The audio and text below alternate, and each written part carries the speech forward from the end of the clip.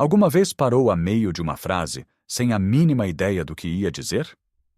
Ou entrou numa divisão da casa e esqueceu-se completamente do que foi lá fazer? Estas pequenas falhas de memória, que muitas vezes desvalorizamos com um "ah, são coisas da idade", podem ser mais do que simples distrações. A realidade dolorosa é que o medo de que estes lapsos sejam um sinal de algo mais sério assombra muitos de nós. É uma ansiedade silenciosa, a sensação de que estamos a perder o controle do nosso bem mais precioso, a nossa mente. Mas e se eu lhe dissesse que o segredo não está em ignorar estes momentos, mas sim em compreendê-los? Muitos dos primeiros sinais de demência são tão subtis, tão integrados no nosso dia a dia, que os ignoramos por completo, atribuindo-os ao cansaço ou ao envelhecimento natural. Neste vídeo, vamos analisar em detalhe 11 desses sinais de alerta que talvez já esteja a experienciar sem se dar conta. Fique até ao fim, porque o último sinal que vou partilhar é um dos mais surpreendentes e frequentemente confundido com uma simples mudança de personalidade, mas pode ser a pista mais importante de todas. Vamos começar com o sinal mais conhecido, mas que muitas vezes é mal interpretado: a perda de memória que afeta o dia a dia. Todos nós nos esquecemos de um nome de vez em quando ou onde pusemos as chaves do carro. Isso é normal. A diferença crucial está no padrão e no impacto que esses esquecimentos têm na sua vida. Não estamos a falar de se esquecer do nome de um ator que viu num filme na semana passada e depois lembrar-se dele no duche. Estamos a falar de esquecer-se de informações que acabou de aprender, de perguntar a mesma coisa repetidamente, como "a que horas é a consulta amanhã?", mesmo depois de a resposta já ter sido dada várias vezes. É esquecer-se de eventos importantes, como o aniversário de um neto ou um almoço combinado com um amigo. Imagine que sempre foi um mestre a cozinhar aquele bacalhau com natas que toda a família adora. De repente, a meio da receita, fica parado, sem saber qual é o próximo passo. Ou talvez tenha combinado ir buscar um amigo à estação de comboios e esquece-se completamente, deixando-o à espera. Estes não são lapsos normais. São buracos na memória recente que a nossa mente não consegue preencher. Isto acontece porque a demência afeta frequentemente a capacidade do cérebro de formar novas memórias. Portanto, enquanto as memórias antigas, da sua juventude, podem permanecer intactas e vívidas, os acontecimentos de ontem ou de há poucas horas podem simplesmente desaparecer. Uma forma de lidar com isto, caso note esta tendência, é começar a usar ferramentas de apoio. Não há vergonha nenhuma em ter um caderno na cozinha para anotar recados ou um calendário grande na parede com todas as consultas e eventos importantes. Usar os lembretes do telemóvel pode ser uma ajuda preciosa. O objetivo não é lutar contra a dificuldade, mas sim criar um sistema que o apoie, que lhe dê segurança e que lhe permita manter a sua independência por mais tempo. O segundo sinal está intimamente ligado a este, e é a dificuldade em planear ou resolver problemas. Isto vai muito além de cometer um erro ao fazer as contas do supermercado. É uma dificuldade fundamental em desenvolver e seguir um plano. Por exemplo, seguir uma receita familiar que já fez centenas de vezes torna-se uma tarefa monumental. Os passos parecem confusos, as quantidades incertas. Gerir o orçamento mensal, algo que talvez tenha feito a vida toda, de repente parece impossível. Pagar as contas a tempo, perceber os extratos bancários, planear as compras da semana, tudo se transforma num desafio complexo. Pense naquela pessoa que sempre organizou os almoços de domingo para a família toda, que sabia exatamente o que comprar, como cozinhar, a que horas pôr o assado no forno. Agora, essa mesma pessoa olha para a cozinha e sente-se completamente perdida, incapaz de tomar a decisão mais simples. Isto acontece porque as funções executivas do cérebro, que são responsáveis pelo planeamento, organização e pensamento abstrato, estão a ser afetadas. Não é uma questão de preguiça ou falta de esforço. É uma mudança neurológica real. Se notar isto em si ou em alguém próximo, a paciência é fundamental. Dividir tarefas grandes em passos mais pequenos e manejáveis pode ajudar. Em vez de planear o jantar, pode ser: passo 1, decidir o prato principal. Passo 2. Fazer a lista de compras e assim por diante. Usar listas escritas para tudo pode aliviar a carga mental e proporcionar uma sensação de controlo e realização. Agora, o terceiro sinal é a dificuldade em completar tarefas familiares. E aqui não estamos a falar de aprender a usar um novo aparelho eletrônico, que é um desafio para qualquer idade. Estamos a falar de ter dificuldades com tarefas que fazem parte da sua rotina há anos ou décadas.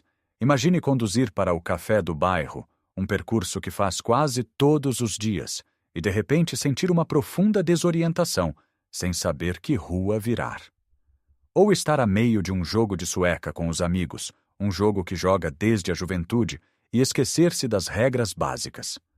Pode ser algo tão simples como não saber operar o micro-ondas que usa todas as manhãs para aquecer o leite.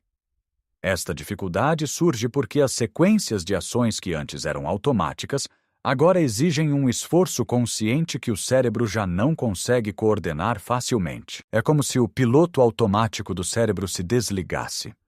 A pessoa pode sentir-se frustrada, envergonhada e até com medo. Se isto lhe acontecer, a primeira coisa a fazer é não entrar em pânico. Se perder, pare num local seguro e peça ajuda. Não há mal nenhum nisso. Em casa pode ser útil colocar pequenas etiquetas com instruções simples nos eletrodomésticos mais usados. O importante é reconhecer que isto não é uma falha pessoal, mas sim um sintoma, um sinal de que o cérebro está a precisar de atenção e cuidado. A confusão com o tempo ou o lugar é o quarto sinal e é algo que vai muito além de perguntar: que dia da semana é hoje? Todos nós, especialmente depois da reforma, podemos perder um pouco a noção dos dias, mas aqui estamos a falar de uma desorientação mais profunda. É perder a noção das datas, das estações do ano, da passagem do tempo. A pessoa pode acordar e pensar que está num ano completamente diferente, ou esquecer-se de como chegou a um determinado lugar. Pode acontecer, por exemplo, preparar-se para sair com um casaco de inverno em pleno mês de agosto, ou ficar genuinamente confuso sobre por que razão a família está a celebrar o Natal quando, na sua mente, ainda é verão. Esta confusão temporal pode ser muito angustiante. O cérebro está a perder as suas âncoras, os marcos que nos ajudam a organizar a nossa experiência de vida. Para quem está de fora, pode parecer um simples disparate, mas para a pessoa que o vive, é uma realidade muito real e assustadora. Uma ajuda prática pode ser ter um relógio e um calendário digital grandes e de fácil leitura que mostrem não só a hora, mas também o dia da semana, o mês e o ano. Manter uma rotina diária consistente também ajuda o cérebro a orientar-se. Por exemplo, saber que às terças-feiras é dia de ir ao mercado e aos domingos há sempre o almoço em família cria uma estrutura que dá segurança. O quinto sinal é algo que muitas vezes atribuímos a problemas de visão. Ter problemas em compreender imagens visuais e relações espaciais. No entanto, nem sempre a culpa é dos olhos. A demência pode afetar a forma como o cérebro processa a informação visual. Isto pode manifestar-se de várias formas. A pessoa pode ter dificuldade em ler, porque as palavras na página parecem confusas. Pode ter problemas a avaliar distâncias, o que torna a condução perigosa ou até mesmo subir e descer escadas um desafio. Distinguir cores ou contrastes também pode tornar-se difícil. Imagine tentar servir um copo de água e derramar a água ao lado do copo repetidamente, não por falta de coordenação motora, mas porque o seu cérebro não consegue calcular corretamente a posição do copo. Ou ao estacionar o carro num lugar que conhece bem, de repente não conseguir avaliar o espaço e acabar por bater. São estas dificuldades que podem levar a quedas e outros acidentes em casa. É crucial garantir que a casa está bem iluminada, remover tapetes soltos e outros perigos. Marcar a borda dos degraus com uma fita de cor contrastante pode fazer uma grande diferença. E claro, é sempre importante fazer um exame oftalmológico completo para descartar problemas como cataratas, que também podem causar sintomas semelhantes. O sexto sinal entra no campo da comunicação. Novos problemas com palavras ao falar ou escrever. A dificuldade em encontrar a palavra certa é algo que acontece a todos. Mas quando isso se torna frequente e frustrante, pode ser um sinal de alerta. A pessoa pode parar a meio de uma conversa sem a mínima ideia de como continuar a frase. Pode repetir a mesma história ou pergunta várias vezes em poucos minutos. Outro sinal característico é o que os especialistas chamam de circunlóquio, que é usar uma descrição em vez da palavra exata. Por exemplo, em vez de pedir o relógio, pode dizer: aquela coisa que se põe no pulso para ver as horas. O vocabulário parece encolher, e a pessoa pode começar a usar palavras mais simples ou erradas. Escrever também pode tornar-se um desafio, com erros de ortografia e gramática que antes não eram comuns. A estrutura das frases pode desmoronar-se. Isto acontece porque as áreas do cérebro responsáveis pela linguagem estão a ser afetadas. Para a pessoa, pode ser extremamente isolador. Ela pode começar a evitar conversas por medo de não conseguir expressar-se ou de parecer tola. A melhor forma de ajudar é ser paciente. Dê-lhe tempo para encontrar as palavras, não a interrompa nem complete as frases por ela, a menos que peça ajuda. Faça perguntas simples de sim ou não, para facilitar a comunicação. Manter o cérebro ativo com leitura, palavras cruzadas ou jogos de palavras também pode ser benéfico. Chegamos agora ao 7º sinal, que pode causar grande frustração e até conflitos familiares. Colocar objetos fora do lugar e perder a capacidade de refazer os passos para os encontrar. Todos nós perdemos as chaves de vez em quando. A diferença aqui é o padrão e a lógica por trás disso. Não se trata de deixar as chaves na porta do carro por distração. Trata-se de colocar objetos em lugares completamente ilógicos, como guardar a carteira dentro do frigorífico, o comando da televisão na caixa do pão ou os óculos no açucareiro. O mais preocupante é que, depois, a pessoa não tem qualquer memória de o ter feito. Ela não consegue refazer mentalmente os seus passos para encontrar o objeto perdido. A consequência disto é que, muitas vezes, a pessoa fica convencida de que alguém lhe roubou o objeto. Esta desconfiança pode recair sobre familiares, cuidadores ou vizinhos, gerando acusações e um ambiente de tensão. É importante entender que isto não é maldade ou teimosia, é uma manifestação da doença. O cérebro está a criar uma explicação lógica para algo que não consegue compreender: o desaparecimento de um objeto. Criar um lugar para tudo em casa pode ser uma estratégia muito eficaz. Ter uma pequena caixa ou um gancho específico perto da porta para as chaves, uma gaveta para os óculos, uma prateleira para a carteira. Associar um lugar fixo a cada objeto importante reduz a probabilidade de ele ser perdido e diminui a ansiedade associada à sua procura. Isto leva-nos a um ponto muito delicado, o 8º sinal: a diminuição ou falta de bom senso. O julgamento é uma função cerebral complexa que nos permite tomar decisões ponderadas com base na informação disponível e na experiência passada. Quando esta capacidade se deteriora, as consequências podem ser graves. Uma das áreas mais afetadas é a gestão do dinheiro.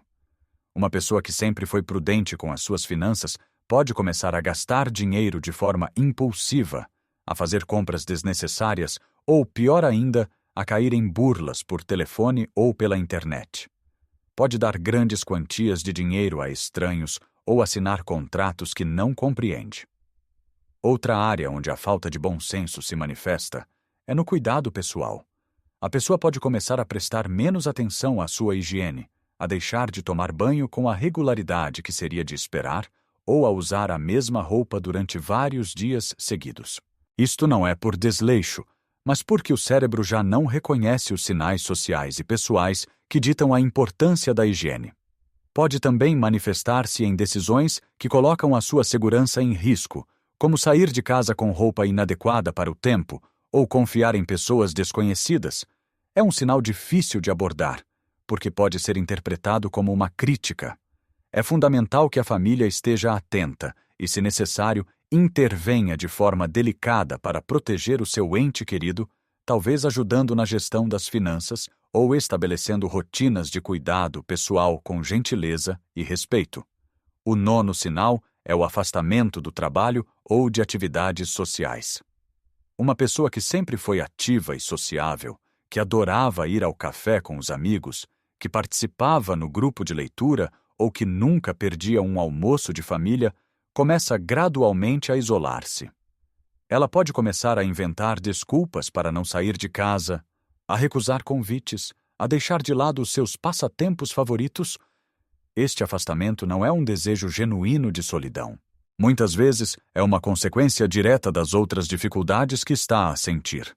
A dificuldade em acompanhar uma conversa rápida, o medo de se esquecer de nomes, a vergonha de não conseguir encontrar as palavras certas, ou a ansiedade causada por ambientes barulhentos e cheios de gente, tudo isto contribui para que o isolamento pareça a opção mais segura.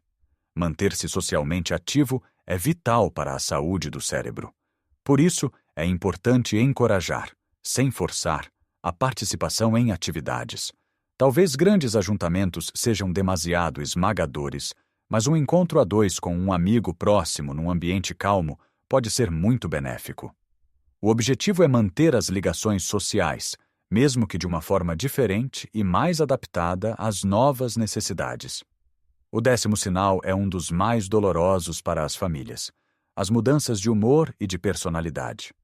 A pessoa que conhecíamos, calma e amável, pode tornar-se desconfiada, ansiosa, irritadiça ou até mesmo deprimida.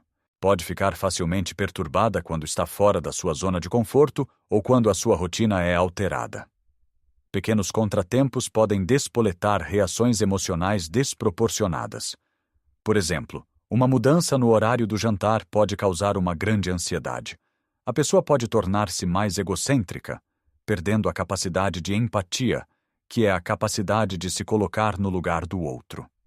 Estas mudanças não são intencionais, são o resultado de alterações químicas e estruturais no cérebro. A confusão e o medo que a pessoa sente por dentro manifestam-se externamente através destas emoções. Para a família, é um desafio enorme aprender a não levar estas reações para o lado pessoal. É crucial criar um ambiente calmo, previsível e seguro. Evitar discussões e confrontos diretos é fundamental. Em vez de corrigir ou argumentar, é mais eficaz validar o sentimento da pessoa, percebo que esteja zangado, e depois, gentilmente, redirecionar a sua atenção para outra coisa. E finalmente chegamos ao 11º sinal, aquele que prometi no início e que é tão frequentemente mal interpretado. É a perda de iniciativa e a apatia. Muitas vezes, isto é confundido com preguiça ou com os sintomas de uma depressão. Mas é algo mais profundo. É uma passividade avassaladora, uma perda total de interesse e motivação. A pessoa pode passar horas a fio sentada em frente à televisão sem realmente ver o programa. Ela deixa de ter iniciativa para fazer qualquer coisa. O jardim que antes era o seu orgulho fica ao abandono. Os projetos de costura ou bricolagem ficam por acabar. A pessoa precisa de ser constantemente incentivada e ajudada para realizar as tarefas mais básicas, como vestir-se, comer ou tomar banho. Não é que ela não queira fazer as coisas, é como se o motor interno, a chama que nos impulsiona, se tivesse apagado. Ela pode parecer emocionalmente vazia, sem mostrar alegria ou tristeza. Esta apatia é um sintoma neurológico muito significativo e um dos sinais mais comuns em vários tipos de demência. É um sinal de alerta que nunca deve ser ignorado ou desvalorizado como coisas da idade ou falta de vontade. Como vimos, estes sinais vão muito para além de um simples esquecimento. Desde a dificuldade em realizar tarefas que nos eram familiares, passando por mudanças profundas na nossa personalidade, até uma apatia que nos rouba a vontade de viver. São tudo pistas de que o nosso cérebro pode estar a pedir ajuda. Reconhecer um ou mais destes sinais em si mesmo ou em alguém que ama não é uma sentença de desgraça. Pelo contrário, é o primeiro e mais corajoso passo para tomar o controle da situação. A detecção precoce é a chave. Permite procurar um diagnóstico médico, entender o que se está a passar e aceder a tratamentos e estratégias que podem ajudar a gerir os sintomas, a retardar a progressão da doença e, acima de tudo, a manter uma boa qualidade de vida durante muito mais tempo. Lembre-se, pequenas adaptações no dia a dia, o apoio da família e dos amigos E a orientação de profissionais de saúde podem fazer toda a diferença. Não está sozinho nisto. Agora, eu gostaria muito de ouvir a sua história. Partilhe nos comentários abaixo. Já notou algum destes sinais em si ou numa pessoa próxima? Como é que lidou ou está a lidar com a situação? A sua experiência pode ser uma luz e um conforto para outra pessoa que esteja a passar pelo mesmo. Se achou este vídeo útil e informativo, por favor, ajude-nos a chegar a mais pessoas deixando um gosto. E não se esqueça de subscrever o nosso canal para receber mais dicas e conselhos de saúde e bem-estar, pensados especialmente para vivermos a nossa melhor vida em qualquer idade. Cuidar da saúde do nosso cérebro é um dos maiores atos de amor próprio que podemos praticar. Viva cada dia com intenção, com carinho e com alegria. Um grande abraço e até ao nosso próximo encontro.